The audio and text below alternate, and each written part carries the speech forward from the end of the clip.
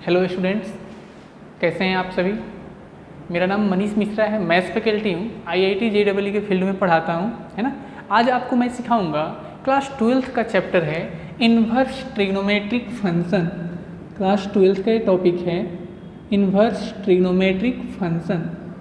तो इस चैप्टर को आप सीखिए, इन्वर्स ट्रिग्नोमेट्रिक फंक्शन का क्या इम्पोर्टेंस है।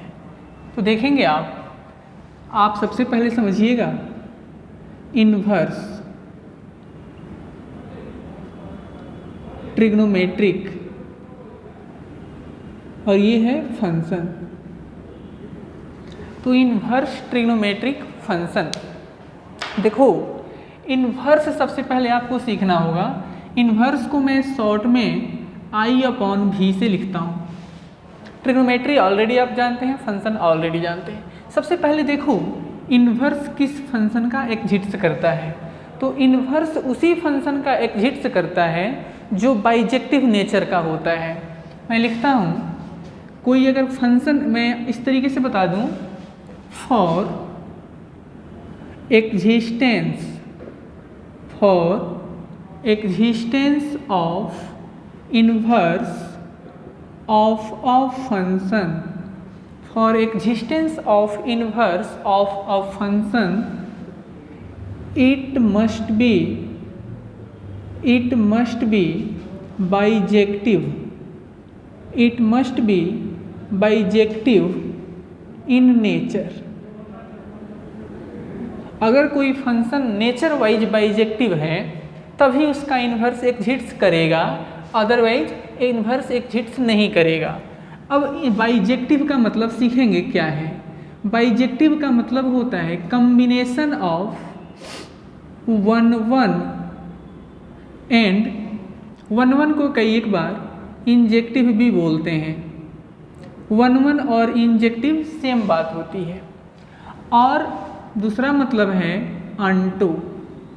अगर कोई फंक्शन 1 हो और अनटू हो, दोनों हो साथ में, तभी उसको हम लोग बाइजेक्टिव बोलते हैं। अगर कोई फंक्शन बाइजेक्टिव है तभी उसका इन्वर्स आ सकता है, अदरवाइज नहीं आएगा।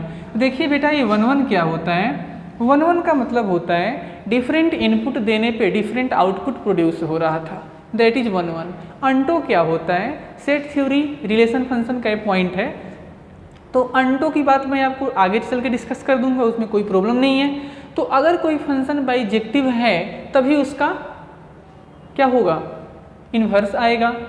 तो आइए आपको सिखाते हैं, इन्वर्स किसी फंक्शन का जब हम निकालेंगे उसका रेंज सीखना होता है, उसका डोमेन सीखना होता है। तो इन्वर्स फंक्शन का ग्राफ इस बार सिलेबस से काट दिया गया है, लेकिन फिर भी मैं आपको सिखा रहा हूँ क्योंकि ग्राफ से ही आप अच्छे से रेंज, डोमेन, हर चीज़ की अंडरस्टैंडिंग करेंगे। तो आइए मैं आपको सिखा रहा हूँ इन्वर्स फंक्शन।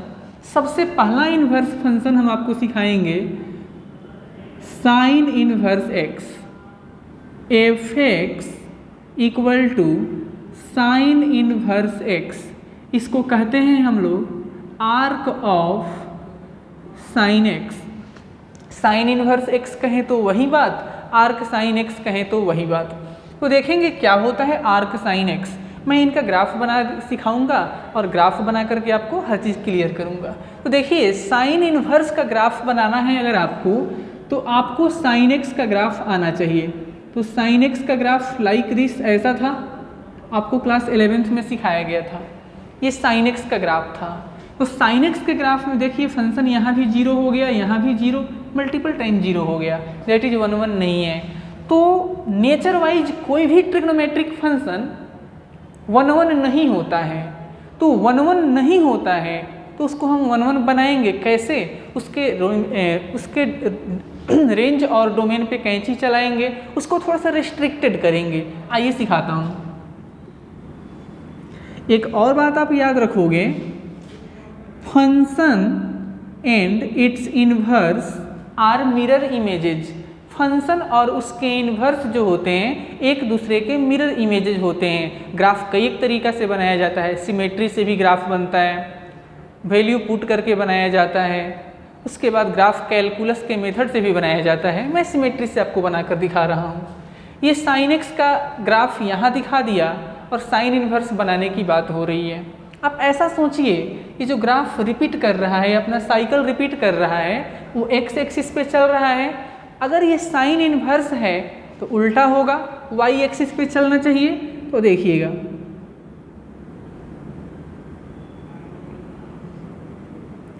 मैं ऐसे बोल रहा हूँ कि ये ग्राफ ऐसा होगा, दैट इज आप इसको डॉटेड लाइन से ऐसे बढ़ा सकते हैं, है ना, वाई एक्सिस पे साइकिल कंप्लीट कर सकता है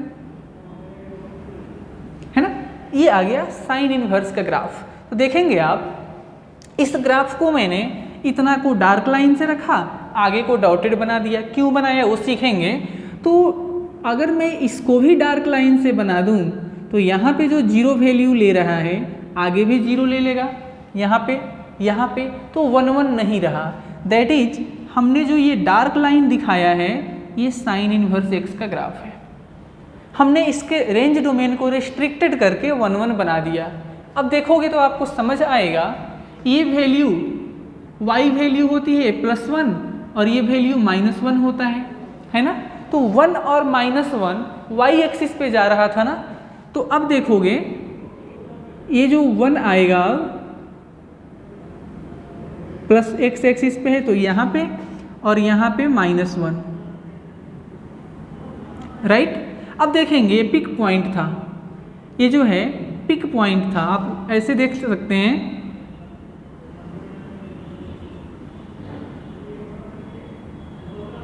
तो ये जो आपका सर्कल था ना, ये आपका एक साइकिल जो था, सर्कल कह लो, उसका ये पिक था। तो ध्यान दीजिएगा, ये जो एक आपका साइकिल था ना, तो इसका ये पॉइंट था और ये π/2 होता है 90 साइन एक्स के ग्राफ में। तो यहाँ पे क्या बोलेंगे इसको, ये +π/2 है और ये -π/2 है। तो ग्राफ तो हमने बना दिया। ये साइन इनवर्स एक्स का ग्राफ है बेटा। और ये जो डार्क लाइन दिख रहा है ना, ये साइन इनवर्स एक्स को शो कर रहा है। बाकी जो डॉटेड लाइन है वो रेफरेंस के लिए है ना।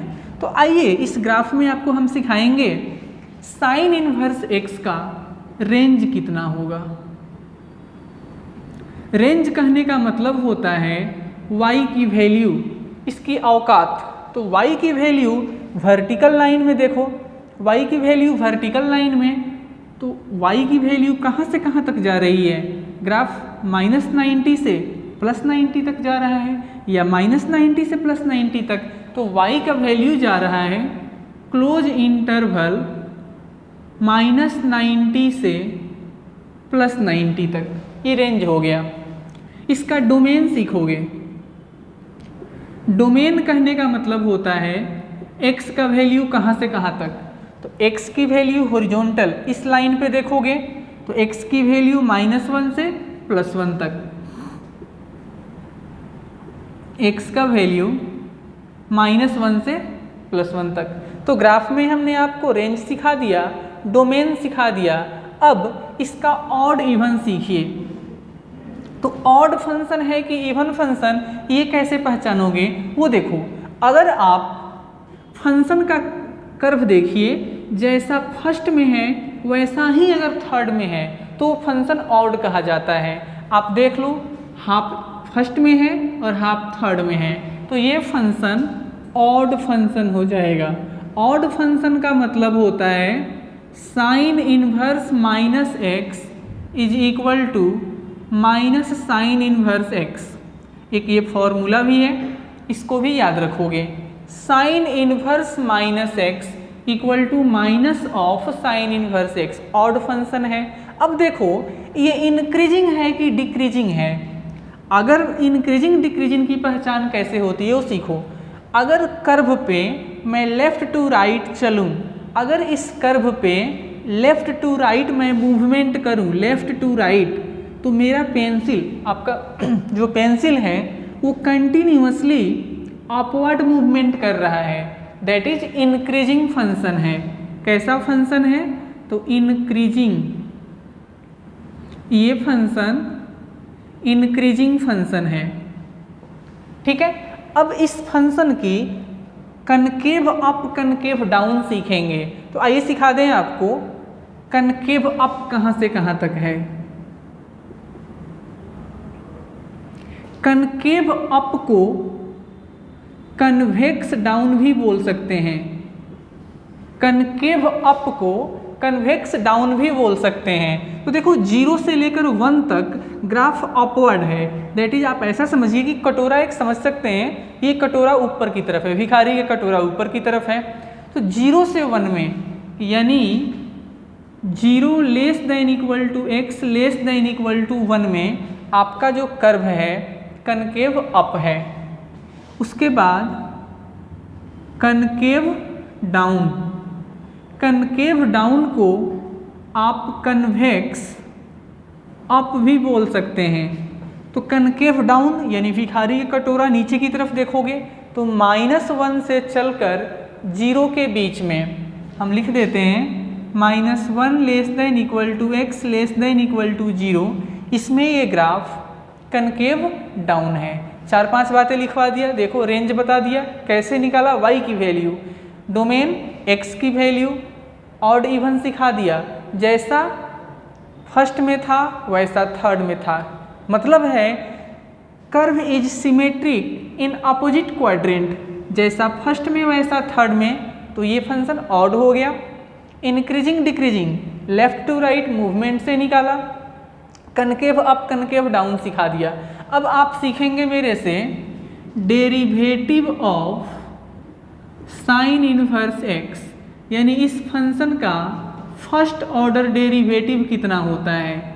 तो ये होता है 1/√1 minus x square for -1 less then x less then 1 में, ये इसका डेरिवेटिव हो गया।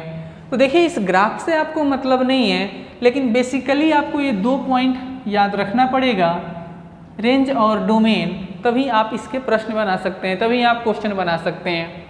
सेकंड फंक्शन सीखिए आप मेरे से, f(x) equal to y equal to cos inverse x। क्या लिखोगे इसको, तो arc of cosine x। Cosine x का ग्राफ कैसे बनाएंगे, range domain increasing decreasing concave up concave down कैसे डिसाइड करेंगे वो सिखाता हूँ आपको, है ना। तो कोसाइन की बात हो रही है, कॉस इनवर्स की बात हो रही है, तो थोड़ा सा कॉस से हम हेल्प लेंगे। अगर आपको याद होगा कॉस का ग्राफ कुछ ऐसा होता था, ये है कोसाइन का ग्राफ, ये पॉइंट है आपका 1, ये 0। अगर ये पॉइंट आपको याद है तो इसको 90 बोलते थे, इधर -90 बोलेंगे, है ना। तो देखो उसके सिमेट्री से हम ग्राफ बना देते हैं। अगर आप ध्यान से देखेंगे तो समझ आएगा कि ये जो ग्राफ है अपना साइकिल एक्स एक्सिस पे ही रिपीट कर रहा है, कंप्लीट कर रहा है, लेकिन 1 से स्टार्ट हो रहा है, और ये 1 क्या है, y एक्सिस पे है, तो ये x एक्सिस पे 1 से स्टार्ट होगा, बनाते हैं, और आगे ऐसा आएगा। यहाँ पे मैं रोक देता हूँ, है ना, ये डार्क सर्कल है दोनों जगह पे। ये आगे अपना साइकिल अब रिपीट करेगा इस तरीके से, दैट इज वो अपना साइकिल एक्स एक्सिस पे ही रिपीट कर रहा था, लेकिन ये कैसा करेगा, वाई एक्सिस पे करेगा, एंड सो ऑन, इधर भी आगे भी रिपीट करेगा। डॉटेड लाइन को काउंट नहीं करना है बिकॉज ये रेफरेंस लाइन है, इससे हमें कोई मतलब नहीं है, मैं आपको सिखाने के लिए डॉटेड लाइन बना रहा हूँ। अब देखिए ये पॉइंट कितना आएगा वो समझिएगा।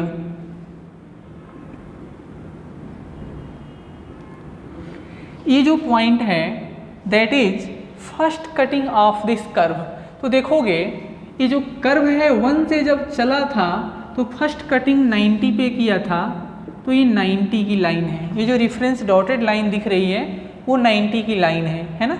अब देखिए ये पॉइंट 1 का हो गया और ये -1 का हो गया, है ना। आप देख सकते हैं यहाँ +1 हो गया और यहाँ पे -1 हो गया था। तो आपको +1 -1 आपको 90 बता दिया। अब देखेंगे ये जो पॉइंट मैंने छोड़कर रखा है ये कितने का है, तो ये -1 वैल्यू दे रहा है। तो -1 वैल्यू यहाँ मिलता है 180 पे।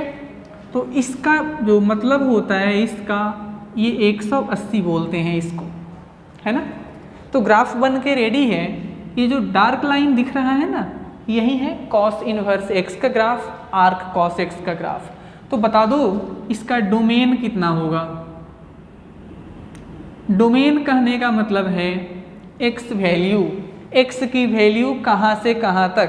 तो एक्स की वैल्यू हम लोग जब देखते हैं तो एक्स एक्सिस पे देखते हैं। तो देखो -1 से +1 तक एक्स का वैल्यू है -1 से +1 तक, ये इसका डोमेन हो गया, राइट। उसके बाद आप देखिए इसका रेंज कितना है। तो रेंज कहने का मतलब y की वैल्यू, इसकी औकात कहाँ से कहाँ तक है। तो देखो y का वैल्यू यानी ये कर्व इस 0 से यहाँ से ऊपर की तरफ है, तो 0 से चलकर कहाँ तक जा रहा है 180 तक। तो इसका रेंज हो गया 0 से 180 तक। अब इंक्रीजिंग है कि डिक्रीजिंग है वो सीखो। तो इंक्रीजिंग डिक्रीजिंग कैसे सीखते हैं। अगर कर्व पे मैं कंटिन्यूअसली चलना शुरू कर दूं, किधर से किधर, लेफ्ट टू राइट। अगर कर्व पे लेफ्ट टू राइट मैं मूवमेंट करूं और मूवमेंट के समय में हमारा पेंसिल ऊपर जा रहा है या नीचे, इसी को देखना है ना। तो लेफ्ट टू राइट जब चलोगे तो मेरा पेन कंटिन्यूअसली नीचे जा रहा है, डाउनवर्ड जा रहा है। तो कैसा फंक्शन है, डिक्रीजिंग फंक्शन। ये फंक्शन डिक्रीजिंग फंक्शन है। डिक्रीजिंग फंक्शन के लिए डाउनवर्ड एरो हम लोग दिखाते हैं, डिक्रीजिंग फंक्शन है। अब दिखाएंगे आपको कि ये फंक्शन इवन है कि ऑड है। तो ऑड फंक्शन की कॉन्सेप्ट यही है कि curve is symmetric in opposite quadrant. तो ये कर्व देखो सिमेट्रिक इन अपोजिट क्वाड्रेंट नहीं है। अपोजिट कहने का मतलब फर्स्ट जैसा थर्ड में, सेकंड जैसा फोर्थ में, तो वैसा ये नहीं है। जब वैसा नहीं है तो कैसा फंक्शन होगा, इवन फंक्शन। तो इवन फंक्शन की शर्त ये है कि curve is symmetric about y axis. तो वाई एक्सिस के सिमेट्रिक भी ये नहीं है। वाई एक्सिस समझते हैं ना, वाई एक्सिस के सिमेट्रिक अपवर्ड या डाउनवर्ड पैराबोला, वो भी नहीं है, ऑड भी नहीं है, इवन भी नहीं है। तो एक कैसा फंक्शन है, ये नैनो फंक्शन है। नैनो कहने का मतलब होता है neither even nor odd. Neither even nor function है। इसका एक और मतलब होता है cos inverse -x equal to pi minus cos inverse x। बहुत बढ़िया, और एक काम का फॉर्मूला है, याद रखेंगे। नैनो बोलते हैं, नैनो का मतलब नाइदर इवन नॉर ऑड। अभी और सीखो आप। Derivative of cos inverse x, cos inverse x का डेरिवेटिव होता है -1 upon √1 minus x square for x belongs to -1 to +1, है ना। सेम ही डेरिवेटिव है, केवल इसी में माइनस लगा दिया। अब आप सीखेंगे कहाँ से कहाँ तक कनकेव अप है और कहाँ से कहाँ तक डाउन है। तो देखो फॉर -1 to 0, ये वाला स्टेप देखिए, लिखता हूँ। For -1 less than equal to x less than equal to 0, कैसा शेप है कर्व का, तो कनकेव अप है। आप देखो अपवर्ड मूवमेंट है, तो इसको बोलेंगे कि ये कनकेव अप है।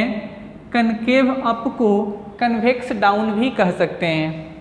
Similarly for 0 to 1, 0 less than equal to x less than equal to 1, इसमें कैसा है, तो डाउनवर्ड है। तो ये कर्व हो गया कनकेव डाउन। तो यहाँ से यहाँ तक कनकेव डाउन है, ऊपर में कनकेव अप है। तो इस ग्राफ में मैंने क्या सिखाया, डोमेन सिखा दिया।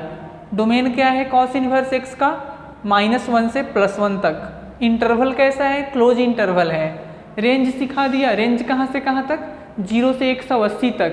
डिक्रीजिंग फंक्शन है, नैनो है, कॉस इनवर्स माइनस एक्स का मतलब सिखा दिया, डेरिवेटिव सिखा दिया, कनकेव अप कनकेव डाउन सिखा दिया। तो ये दो चीज़ 6 इन्वर्स फंक्शन हम बेसिकली हैं अपने पास, sine cos tan cot sec cosec inverse का। सबका रेंज और डोमेन आपको याद होना चाहिए, तभी आप क्वेश्चन को सॉल्व कर पाएंगे। दूसरी बात, जब आप क्वेश्चन बनाएंगे तो इस रेंज को कई एक जगह पे लिखा गया है प्रिंसिपल वैल्यू ब्रांच। रेंज का ही नाम है प्रिंसिपल वैल्यू ब्रांच। रेंज के बदले हम लिखेंगे प्रिंसिपल वैल्यू ब्रांच PVB। अगर प्रिंसिपल वैल्यू ब्रांच आपसे पूछा जाए तो आपको कंफ्यूज नहीं होना है, range and principal value branch both are same. तो 2 आपको फंक्शन सिखा दिया, बाकी 4 फंक्शन नेक्स्ट क्लास में सिखाऊंगा।